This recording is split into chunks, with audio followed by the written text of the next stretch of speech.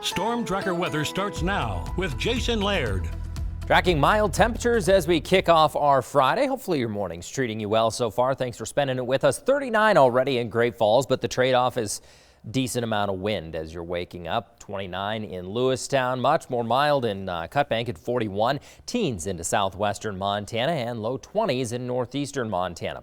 As for your wind forecast today, should be a little bit less than what we saw yesterday. We're going to start out windy, but overall that wind should back off a little bit. So that's going to put our sustained wind on average around 15 miles per hour. And the eastern plains will have a little bit more wind today, helping drive their temperature. So 51 in Great Falls, looking at about 42 in the capital. Those 40s and 50s are going to extend into the eastern plains today, all due to that wind kind of migrating a little bit further east on us. Low 40s in northeastern Montana, same story for southwestern Montana.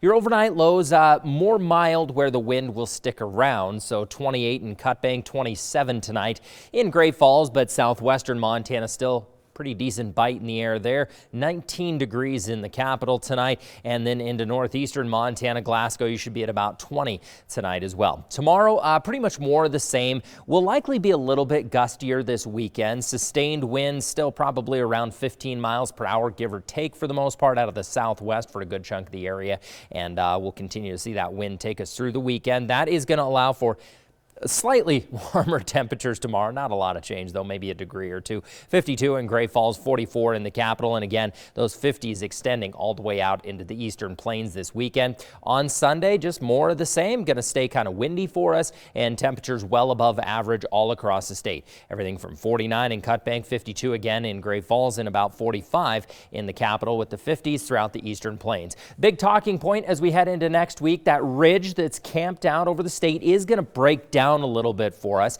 That's going to open up the door for an area of low pressure to move in. We should start to see an increase in cloud cover Monday afternoon into Tuesday. Then throughout the day Tuesday, that ridge will continue to break down. As that ridge breaks down and this area of low pressure moves in on Tuesday, it's likely going to get really windy, and that's also going to drive temperatures to maybe even near 60 degrees is what some of the forecast models are hinting at on Tuesday.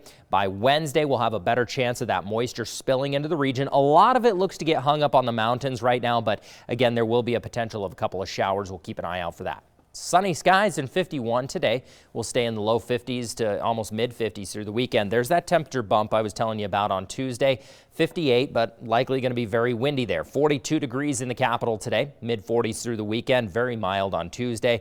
Before we get some building clouds and maybe a little bit of shot of moisture there Tuesday, Wednesday, possibly into Thursday. Wrapping things up in Fort Benton this morning. 50 degrees and going to be pretty darn windy again as Tuesday rolls around. Shannon. All right, Jason.